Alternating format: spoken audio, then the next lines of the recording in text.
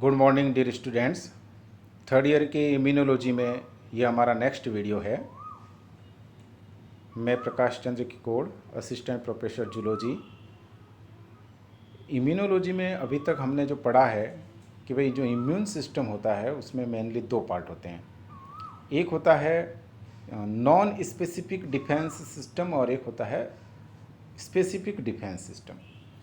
जो ये non specific defence system है, ये वाला तो जो डिफेंस सिस्टम है वो सभी प्रकार के रोगों के लिए समान रूप से काम करता है, सभी प्रकार के पैथोजन को समान रूप से ख़त्म करने की क्षमता रखता है। और जबकि स्पेसिफिक जो डिफेंस सिस्टम होता है वो कुछ रोग विशेष या किसी पैथोजन विशेष के लिए काम करता है। और यहाँ पर जो स्पेसिफिक डिफेंस सिस्टम होता है उसमें एंटीबॉडी होती है, लेकिन नॉन स्पेसिफिक डिफेंस सिस्टम में एंटीबॉडी नहीं होती है। फिर हमने देखा था कि ये जो नॉन स्पेसिफिक डिफेंस सिस्टम होता है उसके फिर दो भाग होते हैं। एक होता है एक्सटर्नल और दूसरा होता है इंटरनल। जो एक्सटर्नल डिफेंस सिस्टम है जिसको हम फर्स्ट लाइन ऑफ डिफेंस बोलते हैं, और जो इंटरनल डिफेंस सिस्टम है जिसको हम सेकंड लाइन ऑफ डिफेंस बोलते हैं। जो फर्स्ट लाइन ऑफ डिफेंस था, फर्स्ट लाइन ऑफ डिफेंस जिसको हमने पढ़ रखा है, उसके अंदर दो भाग थे।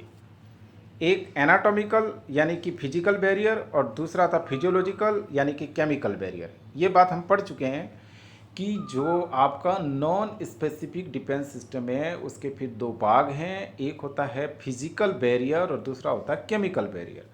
फिजिकल बैरियर यानी कि एनाटॉमिकल जो बैरियर होते हैं उसमें दो चीज़ें हमने पढ़ी थी, एक स्किन और दूसरा म्यूकस। और जो केमिकल बैरियर जिसको हम फिजियोलॉजिकल बैरियर बोलते हैं उसके अंदर हमने पढ़ा था सैलाइवा, इसके बाद में आपके लाइसोजाइम, इसके बाद में हाइड्रोक्लोरिक एसिड, इसके बाद वेजाइना का लैक्टिक एसिड। ये जितने भी केमिकल हैं वो एक तरीके से पैथोजन को बॉडी में जाने, बॉडी से स्पेशली ब्लड में जाने से या ऑर्गन में जाने से रोकने वाले केमिकल बैरियर है। तो कुल मिलाकर के ये जो नॉन स्पेसिफिक डिफेंस सिस्टम होता है उसके अंदर हमने दो फर्स्ट चीज़ पढ़ी है, एक्सटर्नल और एक्सटर्नल जिसको हम first line of defence system बोलते हैं। First line of defence system की दो बातें कंप्लीट हो गई, आपके फिजिकल बैरियर और केमिकल बैरियर। और आज हम पढ़ रहे हैं नॉन स्पेसिफिक डिफेंस सिस्टम का सेकंड पार्ट जिसको हम बोलते हैं इंटरनल डिफेंस या सेकंड लाइन ऑफ डिफेंस, जिसको हम सेलुलर डिफेंस भी बोलते हैं। ये किसका भाग है तो समझ में आ रहा है आपको? Internal defence. ये इंटरनल डिफेंस जिसको हम सेकंड लाइन ऑफ डिफेंस बोलते हैं वो है आपके नॉन स्पेसिफिक डिफेंस सिस्टम का दूसरा भाग। ओके, ठीक है।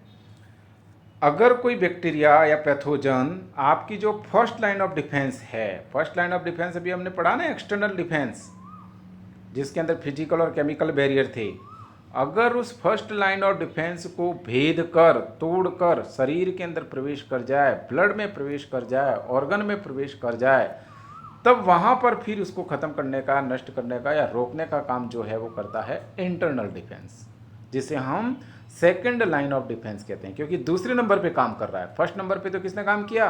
एक्सटर्नल डिफेंस सिस्टम ने। ठीक है। ये जो इंटरनल डिफेंस सिस्टम होता है, इस इंटरनल डिफेंस सिस्टम में कुछ वाइट ब्लड सेल्स और कुछ केमिकल्स काम में आते हैं। मतलब ये जो इंटरनल डिफेंस सिस्टम है उसमें कौन कौन सी चीज़ें आती है?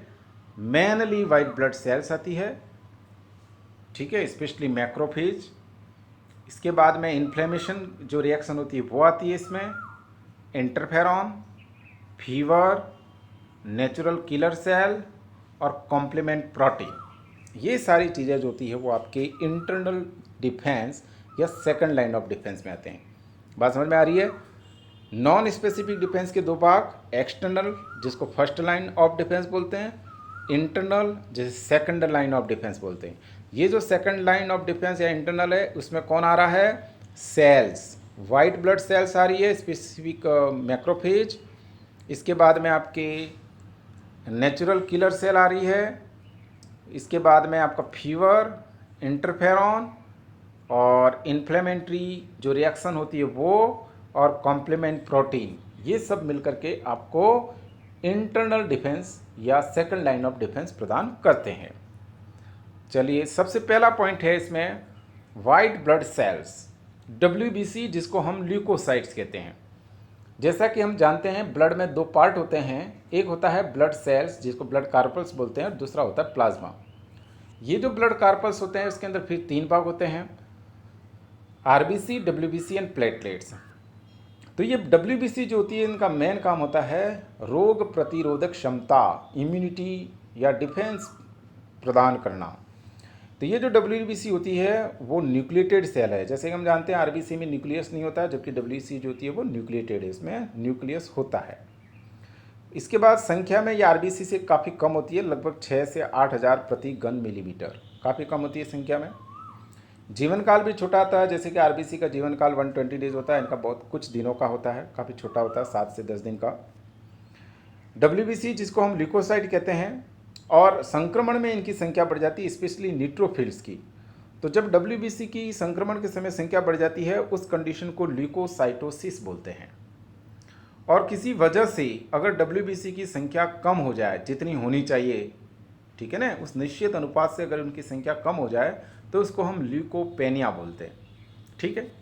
डब्ल्यूबीसी विशेष रूप से 2 डब्ल्यूबीसी मोनोसाइट एंड न्यूट्रोफिल्स ये संक्रमण से लड़ने में और ये जो आपका इंटरनल डिफेंस है उसमें सबसे मेन रोल प्ले करती है। ये मोनोसाइट और न्यूट्रोफिल जो होती है वो जो ब्लड की कैपिलरीज होती है, रक्त की जो छोटी छोटी बारीक वाहिकाएं होती है जिनको हम केशिकाएं या कैपिलरीज बोलते हैं, इन कैपिलरीज से बाहर आ जाती है। और इन कैपिलरीज से इन डब्ल्यूबीसी यानी मोनोसाइट और न्यूट्रोफिल का बाहर आने का जो प्रोसेस है उसको हम डाइपेंडेसिस बोलते हैं। बाहर आने के बाद स्पेशली जो मोनोसाइट होती है वो बड़े आकार की कोशिकाओं में बदल जाती है, उत्तकों में आ जाएगी बाहर कैपिलरीज से बाहर निकल करके। और जब कैपिलरीज से बाहर निकल कर उत्तकों में आ जाएगी तो उसका आकार काफ़ी बड़ा हो जाता है और इसको बोलते हैं बृहत पक्षकाणु, मैक्रोफेज बोलते हैं। ओके, तो हम पढ़ रहे हैं इंटरनल डिफेंस, और इंटरनल डिफेंस में हम डब्ल्यूबीसी को डिस्कस कर रहे हैं। डब्ल्यूबीसी जिसको हम ल्यूकोसाइट कहते हैं उसके मेन 2 प्रकार है, ग्रेनुलोसाइट्स और दूसरी नॉन ग्रेनुलोसाइट्स या ग्रेनुलोसाइट्स। ग्रेनुलोसाइट जो डब्ल्यूबीसी होती है उसमें एंजाइम रिच स्पेसिफिक ग्रेन्यूल्स पाए जाते हैं, जबकि नॉन ग्रेनुलोसाइट्स में इस तरीके से एंजाइम रिच नॉन ग्रेन्यूल्स नहीं पाए जाते हैं। अब ये जो ग्रेनुलोसाइट्स और नॉन ग्रेनुलोसाइट 2 प्रकार की डब्ल्यूबीसी है, उनमें ग्रेनुलोसाइट में ये 3 प्रकार की डब्ल्यूबीसी आती है, न्यूट्रोफिल, इओसिनोफिल और बेसोफिल। और जो नॉन ग्रेनुलोसाइट है उसमें आती है मोनोसाइट और लिम्फोसाइट। तो इस प्रकार से ये 5 प्रकार जो हैं वो डब्ल्यूबीसी के हैं, जिसमें ऊपर वाले 3 प्रकार ग्रेनुलोसाइट के हैं और नीचे वाले मोनोसाइट और लिम्फोसाइट नॉन ग्रेनुलोसाइट है। ओके, अब एक एक करके इन डब्ल्यूबीसी को हम डिस्कस करते हैं। तो सबसे पहली डब्ल्यूबीसी है आपके न्यूट्रोफिल। सबसे पहले डब्ल्यूबीसी कौन सी है? न्यूट्रोफिल। अब ये 3 प्रकार की जो है ना, यहाँ पर हमारे भी ग्रेनुलोसाइट्स में 3 प्रकार थे, न्यूट्रोफिल, इओसिनोफिल और बेसोफिल। ये इनके जो नाम हैं वो उनके स्टेनिंग के आधार पर रखे गए हैं। ऐसी डब्ल्यूबीसी जो दोनों प्रकार के स्टेन यानी कि एसिडिक और बेसिक दोनों प्रकार के अभिरंजक क्षारीय और अम्लीय से अभिरंजित होती हो, कलर्ड हो जाती हो, उसको बोलते हैं न्यूट्रोफिल। ऐसी डब्ल्यूबीसी जो केवल अम्लीय अभिरंजकों से, एसिडिक स्टेन से अभिरंजित होती है उसको इओसिनोफिल्स बोलते हैं। और जो बेसोफिल होती है वो क्षारीय अभिरंजकों से यानी कि एल्केलाइन जो स्टेन होती है उससे अभिरंजित होती है। ठीक है, तो ये इन तीनों में अंतर समझ में आ गया। न्यूट्रोफिल कैसी होती है? न्यूट्रोफिल दोनों प्रकार के, अम्लीय और क्षारीय दोनों प्रकार के अभिरंजकों से अभिरंजित होती है। एक बात, न्यूट्रोफिल का जो न्यूक्लियस होता है, जैसे कि हमने देखा कि जो डब्ल्यूबीसी है सभी डब्ल्यूबीसी में न्यूक्लियस होता है, जबकि आरबीसी में न्यूक्लियस नहीं होता है। तो डब्ल्यूबीसी का स्पेशली न्यूट्रोफिल का जो न्यूक्लियस होता है वो मल्टी लॉब्ड होता है, बहुपाली। अगली बात, डब्ल्यूबीसी में जो न्यूट्रोफिल्स होती है, सभी डब्ल्यूबीसी में न्यूट्रोफिल्स आकार में सबसे छोटी होती है। आकार में सबसे छोटी डब्ल्यूबीसी कौन सी है? न्यूट्रोफिल। और नेक्स्ट बात, संख्या में सबसे ज़्यादा पाई जाने वाली डब्ल्यूबीसी कौन सी है?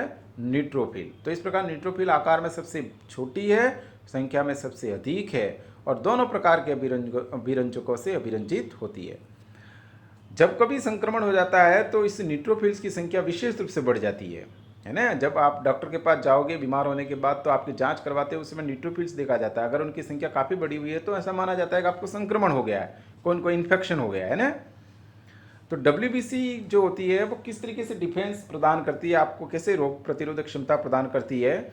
तो ये एक फैगोसाइटिक प्रकृति की होती है। मतलब फैगोसाइटिक का मतलब ये होता है कि ये डब्ल्यूबीसी यानी कि न्यूट्रोफिल आपके पैथोजन जो है, मान लो ये डब्ल्यूबीसी आपकी न्यूट्रोफिल है और ये पैथोजन है, तो इस पैथोजन को इनगल्फ कर लेती है, उसका फैगोसाइटोसिस करती है, यानी कि ये फैगोसाइटिक प्रकृति की होती है। और ब्लड में घूमते हुए जो भी पैथोजन है उनको भक्षण कर लेती है, खा जाती है। ओके, इसी कारण से इनको मोबाइल डिफेंस यूनिट या रक्त की सूक्ष्म पुलिसमैन कहते हैं। क्यों? क्योंकि ये ब्लड के साथ घूमती रहती है और जहाँ भी पैथोजन मिलता है उसको ये भक्षण कर लेती है। इस तरीके से मोबाइल मतलब घूमने वाली, गश्त करने वाली एक सुरक्षा इकाई है।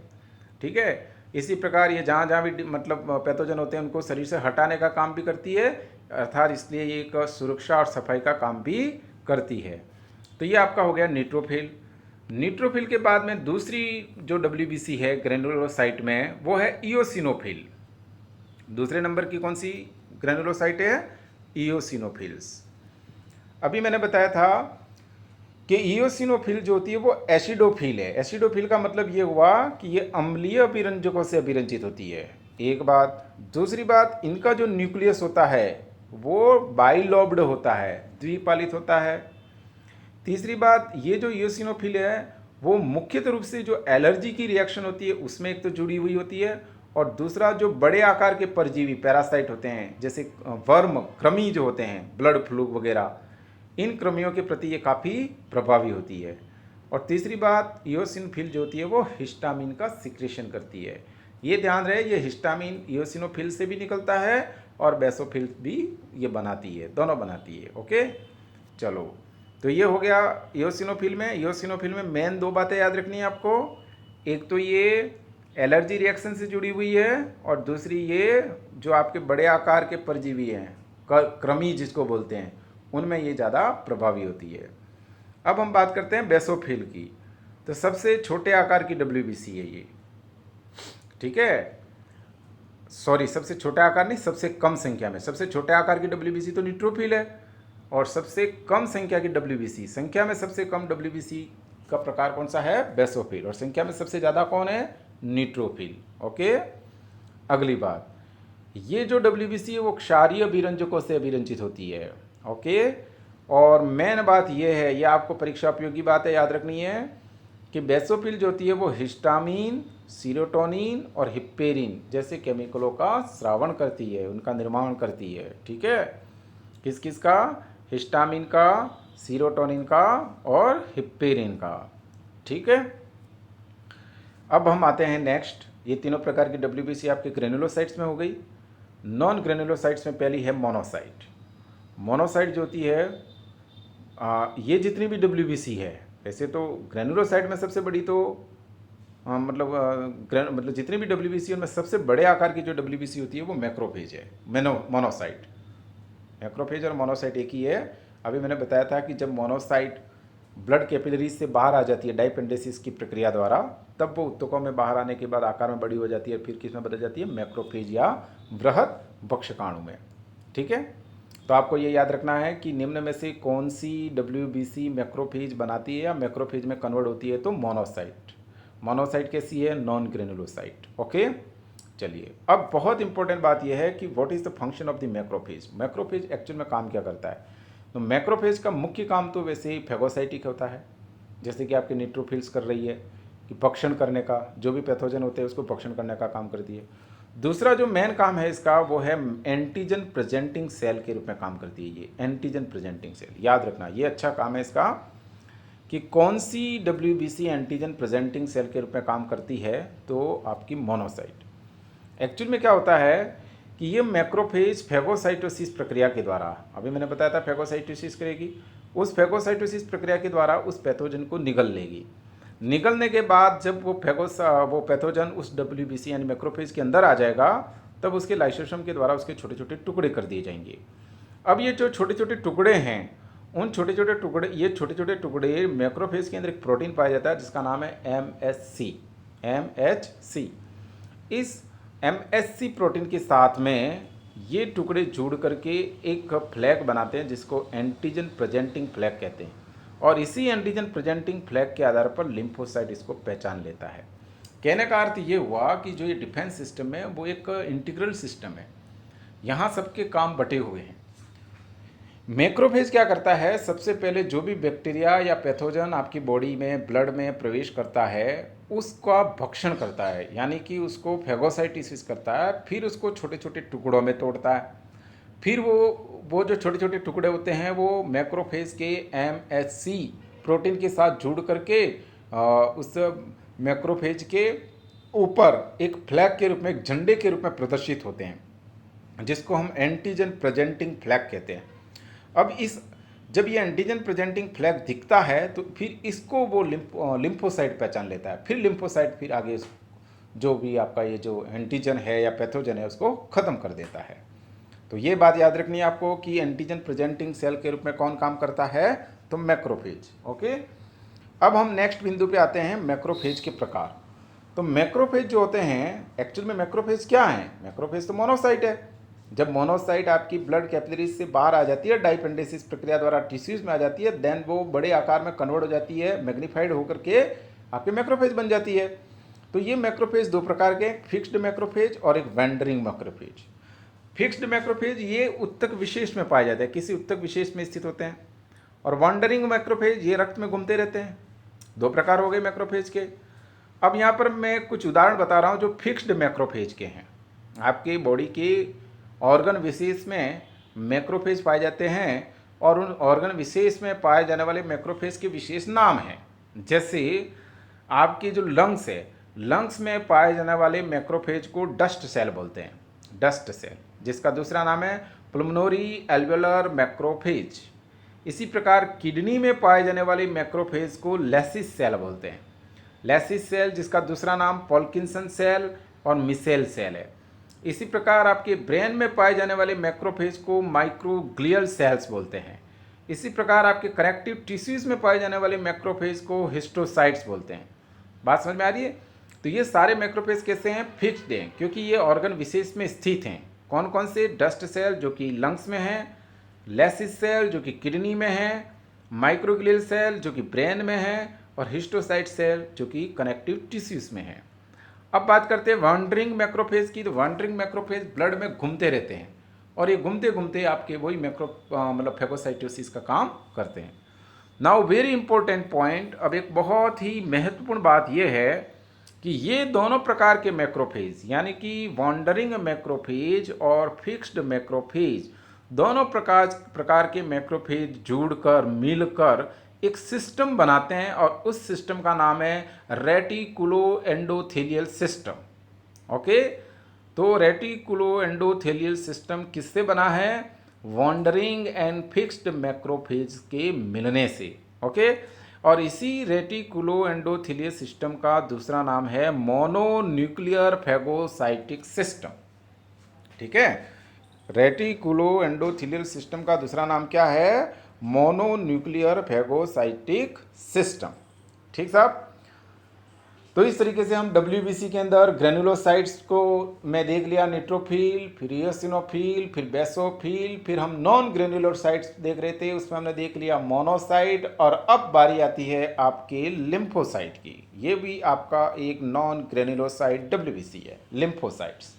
ओके, ये ध्यान रखना है कि लिम्फोसाइट जो होता है उसका डिफेंस सिस्टम में मेन काम आपके स्पेसिफिक डिफेंस सिस्टम में, हम अभी पढ़ रहे हैं non specific defence system. Non specific defence system के अंदर फिर हम पढ़ रहे हैं सेकंड लाइन ऑफ डिफेंस, यानी कि इंटरनल डिफेंस। और इंटरनल डिफेंस में लिम्फोसाइट की ज़्यादा भूमिका नहीं है। लिम्फोसाइट की मेन भूमिका, मेजर रोल जो है वो आपका स्पेसिफिक डिफेंस सिस्टम, जहाँ एंटीबॉडी बनती है बी लिम्फोसाइट से, है ना, टी हेल्पर सेल वगैरह, तो वो आपका स्पेसिफिक जो डिफेंस सिस्टम है जिसमें किसी पैथोजन विशेष के लिए डिफेंस प्रोवाइड किया जा रहा है, वहाँ पर काम आती है। फिर भी मैं बता देता हूँ कि जो लिम्फोसाइट है उसके दो प्रकार हैं, एक बी लिम्फोसाइट और दूसरी होती है टी लिम्फोसाइट। तो फिलहाल बी लिम्फोसाइट को देखें आप। बी लिम्फोसाइट में जो बी वर्ड आ रहा है, बी, ये बी शब्द किसके लिए स्टैंड करता है? बी शब्द जो होता है वो इसकी खोज के आधार पर रखा गया, बर्सा ऑफ फैब्रिकस। इसकी जो खोज हुई थी बी लिम्फोसाइट की, वो कहाँ हुई थी? बर्सा ऑफ फैब्रिकस, विशेष रूप से वहाँ मिलता था, पाया जाता है, सॉरी मिलता क्या था, तो ये जो है बर्सा ऑफ फैब्रिकस क्या है, एक लिम्फेटिक ग्लैंड है और ये क्लोएका में पाई जाती है, यंग बर्ड्स की क्लोएका में। ओके, तो बी लिम्फोसाइट में B for bursa of bursa of Fabricius, और ये क्या है, एक लिम्फेटिक ग्लैंड है। कहाँ मिलती है, ये ब्लड की, यंग ब्लड की क्लोएका में पाई जाती है। और मानव में B for bone marrow, B lymphocyte कहाँ, बोन मेरो में। ठीक है, आगे डिटेल हम पढ़ेंगे इनका स्पेसिफिक डिफेंस सिस्टम है। अभी मैं खाली इसका हवाला दे रहा हूँ थोड़ा सा आपको। दूसरे नंबर की है आपकी टी लिम्फोसाइट। टी लिम्फोसाइट में टी फॉर थाइमस ग्लैंड, क्योंकि टी लिम्फोसाइट का जो मैचुरेशन होता है, परिपक्वन, वो थाइमस ग्लैंड में होता है। तो इस तरीके से लिम्फोसाइट के दो प्रकार, B lymphocyte and T lymphocyte. इसके अलावा लिम्फोसाइट का एक और प्रकार है नेचुरल किलर सेल्स, ठीक है, जिसको हम आगे पढ़ेंगे। तो फिलहाल ये वीडियो यहीं ख़त्म होता है। आगे वाला जो वीडियो होगा, नेक्स्ट वीडियो, उसमें हम इसी इंटरनल डिफेंस या सेकंड लाइन ऑफ डिफेंस के दूसरे जो पॉइंट है उनको पढ़ेंगे। मैं आपको यहाँ पर एक बात बता देता हूँ, जो आपका इंटरनल डिफेंस होता है उसमें सबसे पहले होती है WBC। इंटरनल डिफेंस की बात कर रहा हूँ मैं, इसमें सबसे पहले कौन होगी, WBC। दूसरे नंबर पर आएगा आपका इंटरफेरॉन। थर्ड नंबर पर आएगा आपका इन्फ्लेमेटरी रेस्पॉन्स, ये सारे नाम मैंने पहले बता रखे हैं। इसके बाद फोर्थ नंबर पर आएगा आपका फीवर, और 5 नंबर पर आएगा आपका नेचुरल किलर सेल। 6 नंबर पर आएगा आपका कॉम्प्लीमेंट प्रोटीन। ये 6 पॉइंट जो हैं वो आपको सेकेंड लाइन ऑफ डिफेंस, यानी आपके नॉन स्पेसिफिक डिफेंस के इंटरनल डिफेंस में प्रयुक्त होते हैं। कौन कौन से, फर्स्ट WBC, सेकेंड आपका इंटरफेरॉन, थर्ड आपका इन्फ्लेमेटरी रेस्पॉन्स, फोर्थ नंबर पर आपका आएगा फीवर, 5 नंबर पे नेचुरल किलर सेल, और छठे नंबर पर आपका कॉम्प्लीमेंट प्रोटीन। ठीक है, तो नेक्स्ट वीडियो में हम पढ़ेंगे इंटरफेरॉन और फिर इन्फ्लेमेटरी रेस्पॉन्स, फीवर वगैरह ये। ठीक, दैट्स ऑल, थैंक यू।